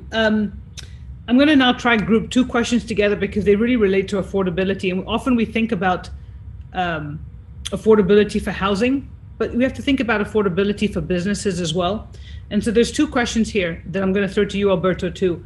The first one is, do you envision ADUs being allowed in the suburban fabric area? And we've seen, well, let me give you both questions. So will ADUs be allowed? We know that the code is addressing that. And is there consideration in regards to small businesses and how to allow businesses in terms of more businesses in terms of space affordability, ease of developing a small business in our communities as well? So Matt spoke a little bit about the codes, the Orange Code's goal of really trying to streamline the process, make it easier for people to do ADUs, make it easier for people to have small businesses as well as larger businesses. Maybe you can speak a little bit to that point, Alberto. Yeah, so on the topic of accessory dwelling units and would they be allowed in suburban areas? Orange County, the Board of County Commissioners took the approach, or already made the decision, as one of the low-hanging fruits output of Housing for All, to advance, to eliminate all of the barriers that were directly associated to accessory dwelling units in terms of allowing them to take place within any residential district in Orange County. So it's allowed today. Obviously, there was a lot of caution about the different levels of impacts. I think Vision 2050 with much more specific context-sensitive approach and focus areas and adjacencies to those focus areas along the suburban environment, I think that generates a little bit more predictability as to how this missing middle product type could be nestled in a way that it is compatible with the existing character of those neighborhoods. So I believe that, you know, by not only identifying that product type early on as part of Housing for All, but even before Housing for All was accepted by the Board of County Commissioners, this particular amendment to the Land Development Code, strategically to relax some of those barriers, took place. So it's already something that Orange Code will continue to celebrate in the way that it's drafted and continue to be refined. And we'll talk a lot more about that in the next series. In terms of affordable businesses, you know, I'm just going to point to another opportunity here when we speak of the topic of affordability and missing middle. We disregard the product type of live-work units often because we have palpable examples in Central Florida, within the city of Orlando, and perhaps even in adjacent counties. Baldwin Park, for example, has a series of different live-work units that are perceived to be very expensive, and they really are. We have not gotten into a very strategic mechanism to understand that when you live and work within the same envelope or volume, you're able to save quite a bit of expenditures if you're a small business owner. And the strategic placement of some of those product types within the context of a transition between a much more established neighborhood into a targeted area where you're going to have, you know, a transition into higher density residential or even transit. This particular type of products needs to continue to be encouraged. We see some examples in Horizon West that have been successful.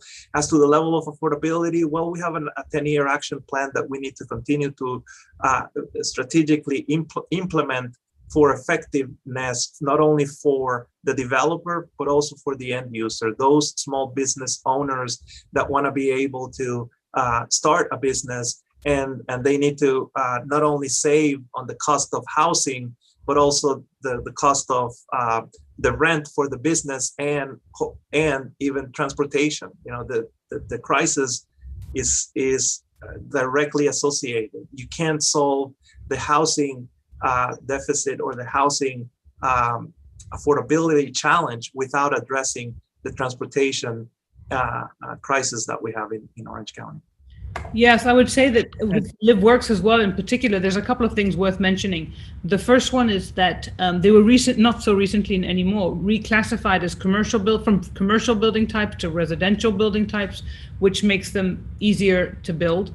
Number two, they can contribute towards while they may be more expensive than a single family home, they can contribute to the affordable workplace by, it doesn't mean that you're living and working in the same building. You can be helping offset your mortgage by buying a unit and working downstairs and renting above, or living above and renting below. We see a lot of examples of that happening. And lastly, they are they're a very good transition between commercial and residential areas too. And I would say that now with the pandemic and more people more than likely permanently working more from home than they have in the past, or at least a few less days going into the office, we're seeing demand for these kinds of spaces really accelerate as well. And that's a good carryover to some things that I was going to mention.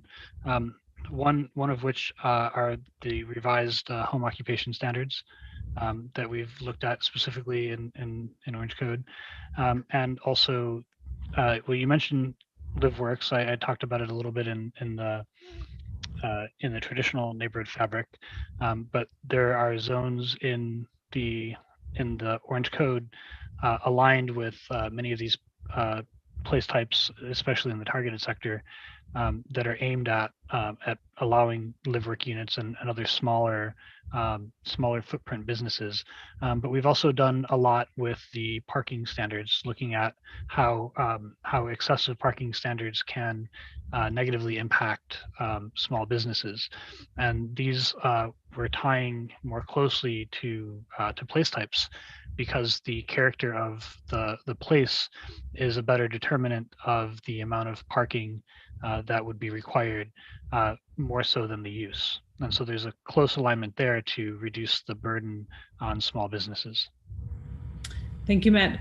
I'm going to direct now a couple of questions again to Alberto, because they are plan and place or place specific. How will you reconcile or incorporate special area plans such as the QBT Next? It appears they could fit under both intended and targeted. And I'm not sure if it relates to the Pine Hills 2004 plan, but there was a task force plan. How is that one going to be used? And I would say that they're helping to inform this, of course, right? Absolutely. So we continue to evaluate the level, the approval process, the buy-in of the local property owners, business owners, and residents that form part of those, of embracing those overlays, and hopefully, because some of them have been on idle mode for quite some years now, we want to be able to find the teeth through Vision 2050 as a policy, and through Orange Code as the mechanism to implement that policy, to begin to insert a little bit more predictability and from a degree, attractiveness to the public sector for assurance of investment. You know, a lot of those overlays in some of those areas, even though they may have had a good powwow or a good interaction for many months with the community, and a plan has been nicely bounded and put aside. Now, Vision 2050, and part of our responsibility here is to begin to identify each one of those initiatives, and there are many of them, and integrate them into one plan, into Vision 2050 plan. In that way, we won't continue to defer or by reference some of these small scale, neighborhood scale type of plans would not be isolated. They would all be part of Vision 2050. So we really want to consider that approach, and part of this initiative, as identified by the mayor. Actually, he has charged staff with that level of responsibility to begin to think about the major strategies and turn them all into one vision. So that's what this is. Good. Thank you. I'm going to throw another question to you that has to do with the vision. Will the plan encompass the full development plan until 2050? And they use the example of Maitland Boulevard was just developed and almost finished, yet now they're talking about redoing another section in about a 2-year time frame. Seems like wasted taxpayer and not proper planning. So I think maybe touching on the idea of really trying to correlate corridor planning with the place types that are along them and the sector types. That's one of the reasons why we're looking at the big picture rather than the future land use, to probably avoid revisiting certain streets over and over again. But maybe you can elaborate on that, Alberto. Yeah, absolutely. I think the example referenced as Maitland is a good one. I mean, Maitland has been trying to reinvent itself for quite some years now, and they're testing the approach by implementing, around the station area. They have densified, they have attempted to create a main street environment in a corridor that is highly vehicular in terms of environment 1792 and adjacent streets. And it is a downtown in the making. So I anticipate that there's going to be quite a bit of an evolution until there is that much more defined main street characteristic that makes building placement, building height, building volume, and scale work all together into one. and I think absolutely us looking at the correlation between the three levels of planning, the three perspectives, the three scales that we're talking about, understanding the county's diversity at the planning area type level, which are our market areas, beginning to define that the county's strategic implementation of sustainable practices of low impact development, for example, work a lot better on the western side, on the western region of Orange County than in the eastern region of the county because of the water table conditions. So we're able to synthesize those practices and associate in what market areas we would be able to encourage or incentivize some of these practices to take place. And at that level, we're also beginning to look at the sectors themselves and the specific place types in association to those existing communities for preservation purposes as well. So I think this is a coherent strategy. You have already participated and formed part of this first series of meetings with a lot of very important questions. We continue, the residents, and we continue to receive your input since September of last year via the surveys that are out there in our webpage, and we'll continue to have 2 more specific surveys. So we cannot do this in isolation. We need to continue to engage throughout this process with the residents and stakeholders to be able to understand the future.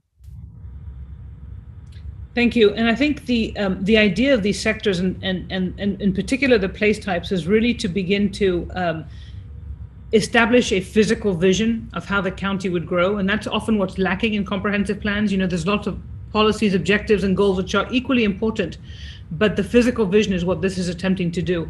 But in relationship to these goals, objectives, and policies, Alberto, there's a question about how do arts and cultural area factor into this? And is there a correlation between that and density? Absolutely. Arts and culture, so important and critical. When we think about the human scale, the residents, the social aspects of Orange County, putting aside all the physical aspects, when we think about the creative class in Orange County, we should not only be responsible on attracting the creative class, but preserving the creative class within the county. That makes us a much more desirable place, a richer environment for our own future education, and finding strategically where those places should be incentivized, and those places that are also affordable for artists to be able to create and to be able to be inspired as well.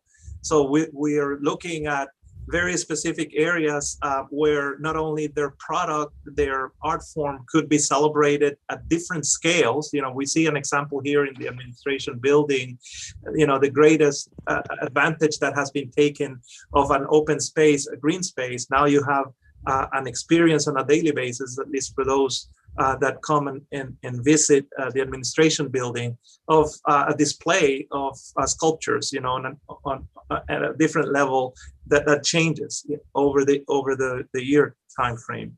But we're looking at areas of opportunities around perhaps the most dense and intense areas to carve out these very unique urban spaces to promote art in different, not only by art galleries, but in the open space areas around Pine Castle, for example, Meadow Woods.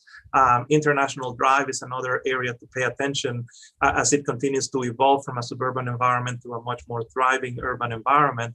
Even the Taft community adjacent to industrial areas, and we have identified specific targeted intersections there.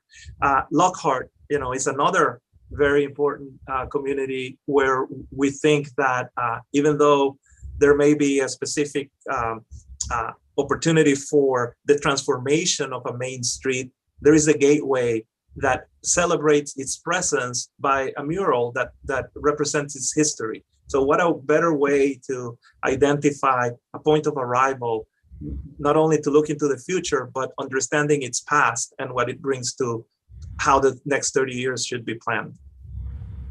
Very nice. So we're going to move from arts and culture to historic districts. There's a question that says Edgewater and QBT areas are in the targeted areas, but yet also a historic district. Can you explain how that will work? I mean, I would say that, of course, the underlying zoning, if there are historic preservations, will take precedence over that.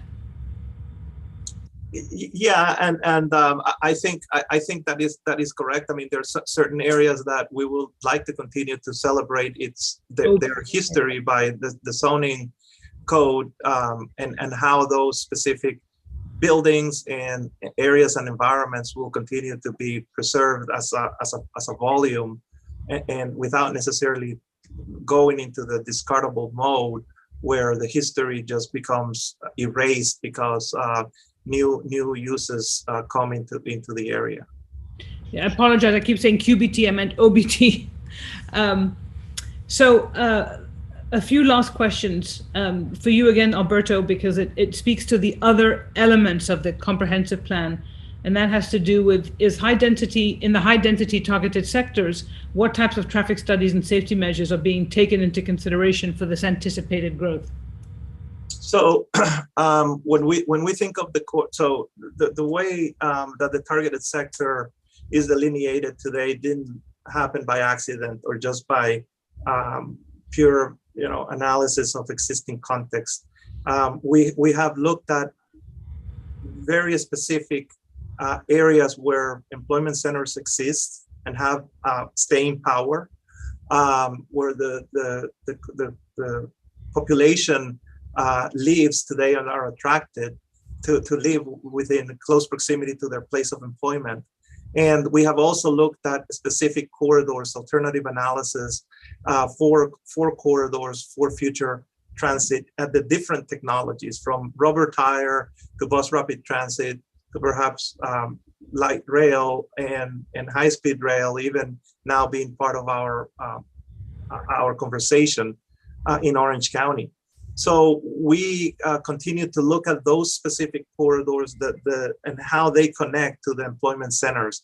And that general delineation, with the help of the access and opportunity model, which is GIS based and identifies all of those areas of services, education, existing residential environments, and transit studies, they gave us the general delineation of what that targeted area is. We identified the 6% that was presented today. That continues to evolve. It's not in stone right now, but also above and beyond that, because those parcels are mostly commercial, and we've also identified that if this 6% is about 50-some thousand acres of Orange County, about half of those 25,000 acres of that general area is either undeveloped or underdeveloped. So we're able to look at that specific area and really understand that there's quite a bit of opportunity there for not only addressing the housing crisis, but also the alternative modes that moves us away from the dependability of the automobile into transit. Thank you. There's a very, well, it may not be a quick question. I don't know if there's a good answer to this, but people are wondering, this is a physical layout a question, why are unincorporated enclaves among incorporated areas? And we saw examples of that in the maps that Matt showed. So we would, especially the last round too. Exactly. Yeah, so we continue to refine those specific maps. Unincorporated enclaves within the unincorporated areas. We have the enclaves that we have in Orange County today.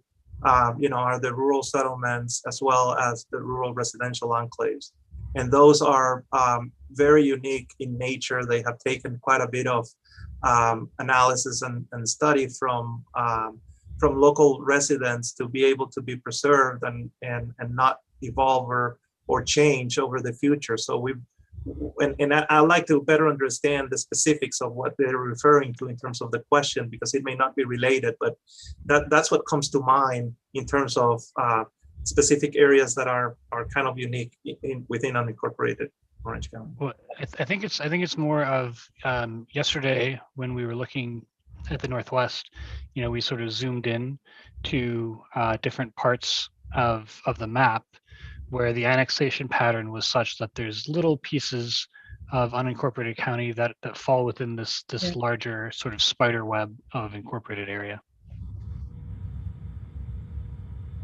Yeah, and that's another interesting relationship that we have with our municipalities, right? There are some joint planning agreements that establish the rules of annexation, and usually, the way to move forward with a positive approach of annexation is not to create enclaves within unincorporated areas. So there, we can continue to look at the maps and see exactly what those areas are. Great, thank you. In light of the time, I want to be cognizant of and respectful of people's time, so I'm going to throw out 2 or 3 more questions to you, Alberto, and maybe 1 more to Matt. For the established areas, are there, and this ties into the question we heard earlier, but are there plans for revitalization and greenery and beautification? It's not only intended for the targeted areas, correct? Yeah, so an ongoing conversation between the planning division, the zoning division, and Parks and Rec is to continue to better define and carve out policies that looks at a different scale of parks, of community parks and open spaces, and the commitment for maintenance of those pocket parks and squares and plazas that are public, but they are not in the menu of, if you would, of community parks, because those tend to be 20 acres or more, and they have very active fields and some passive, but the reality is that this smaller scale of nestled in open spaces in areas that are very dense and intense are very critical and important in land development codes that have been already adopted in Orange County, that are geared towards higher densities and intensities and very urban scale environments. We have already introduced the requirement for developments to carry those 30% and 10% open space areas where they're not just residual leftover spaces that are just meeting the requirement, but they need to be well integrated into the urban fabric. And that's something that, hopefully Orange Code will continue to regulate in different ways. That's right.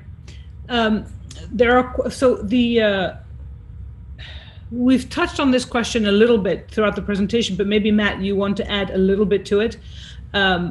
It says, how will Vision 2050 work to address and ensure equitable development? And the example they give here is, how do you ensure, for example, that truck traffic is not redistributed to unincorporated neighborhoods? So maybe that's speaking to the objectives and the policies that are going to accompany this document. Yeah, that might be on Alberto on the policy side of things. Yeah. So we continue to work with a specific, transportation planning really has a big say on the policies in terms of truck traffic and where that would continue to take place in terms of freight.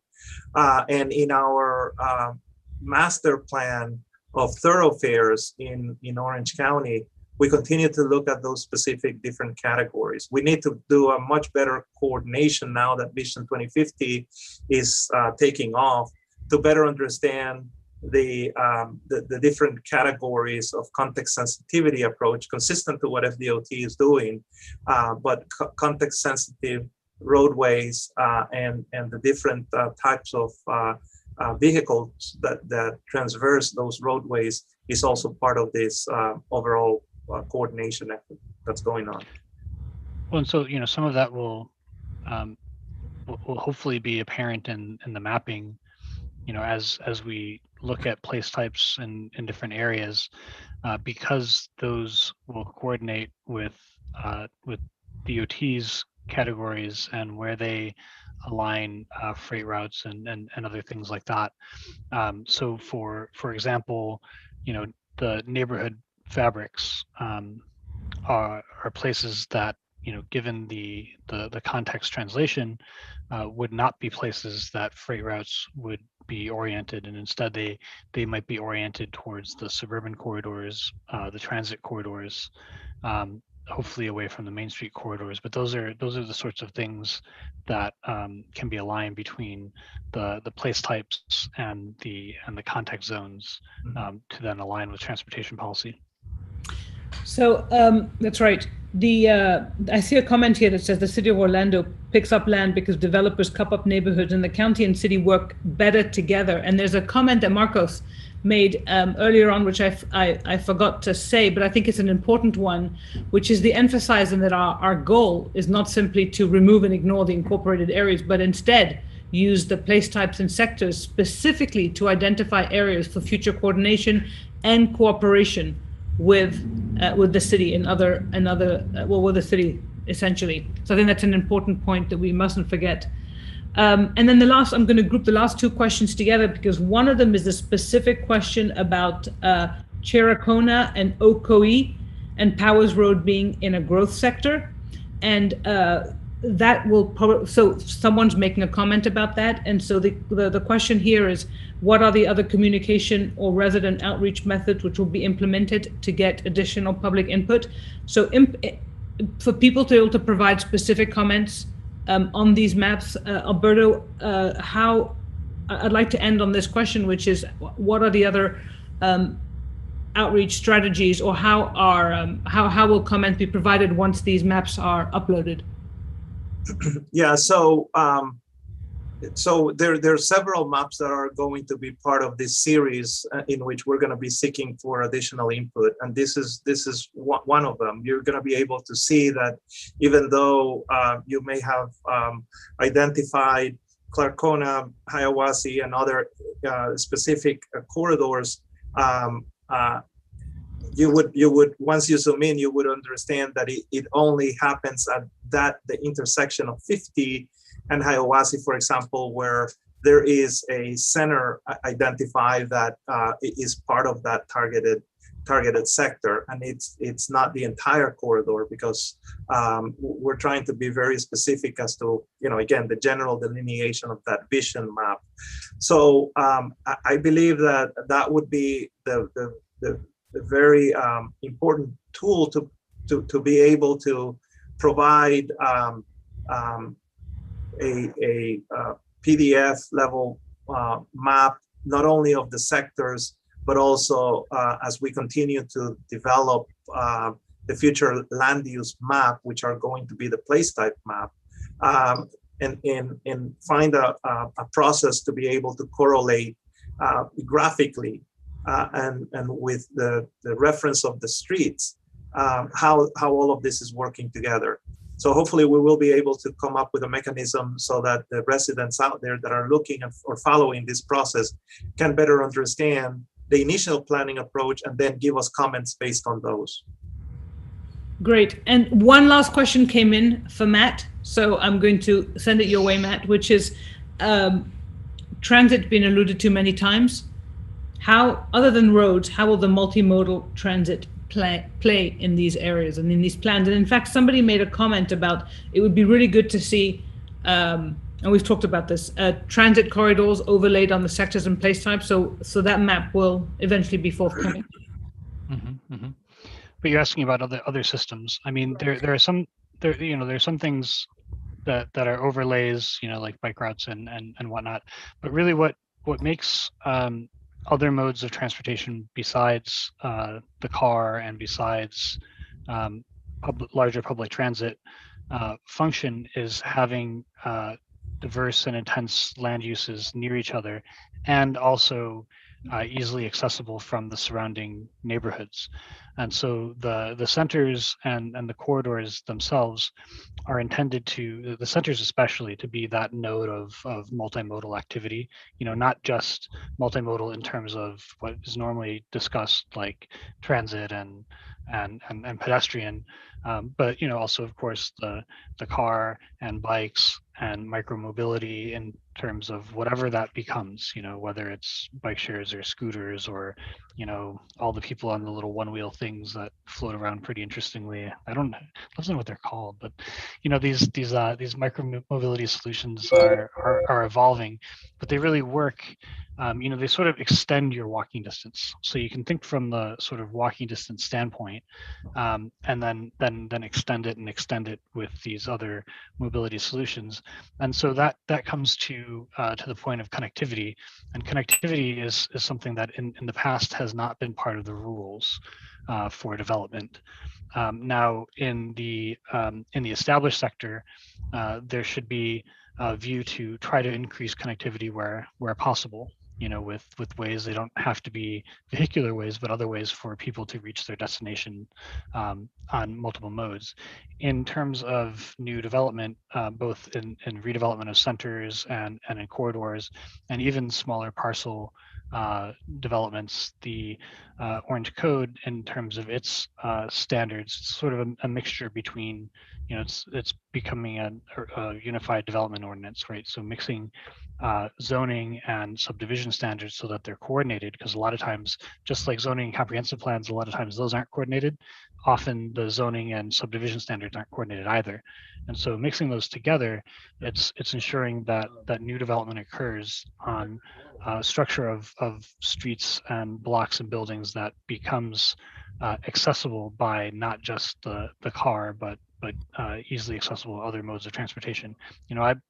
I'll tell you that, while bike routes are wonderful, and most of the biking, and I do plenty of it, is on very slow neighborhood streets. Now, if you're building streets that are too wide, don't have parking, those are going to end up being speedier and really not support biking, and especially not be very good for walking either.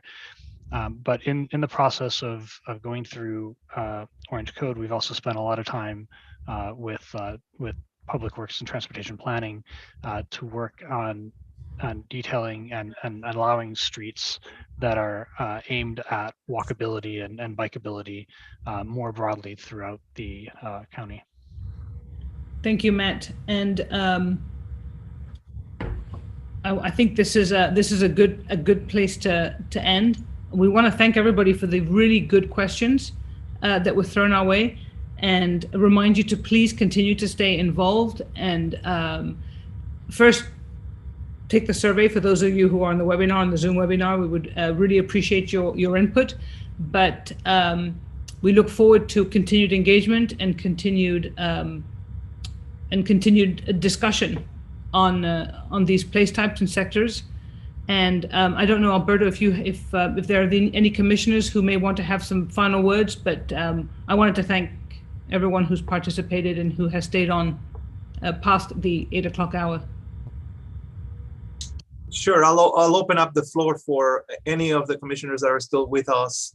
Commissioner Bonilla, Commissioner Siplin. This is Commissioner Emily Bonilla. I just want to reiterate, thank you everyone for your participation, and thank you for staff for all the hard work that you put into this, and thank you to the consultants as well. Thank you. This is Commissioner Siplin. I just wanted to say this has been a very thorough presentation and discussion, and I think some of the issues that were raised in tonight's meeting, I think we as commissioners, we're like-minded, it seems like, with the residents. So I look forward to further discussion, and thank you again to the residents that participated, and also to staff and everyone else. Thank you. Thank you, Commissioners. Thank you. Well, thank you, everyone. Have a good evening. Be safe. And we will see everybody next Tuesday. Monday. Well, Oh, Monday. sorry. Apologies. Next Monday. That's right. Next Monday, next Wednesday, and next Thursday. That's right. Thank you. Good night, everybody. Thank you. Good night. Bye.